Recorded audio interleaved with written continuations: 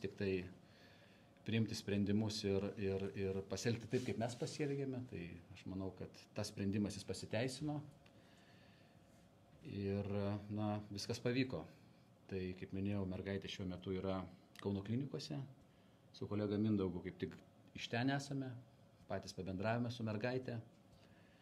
Šiuo metu jie ekspertai apžiūri, tai tikrai guvi, kalba.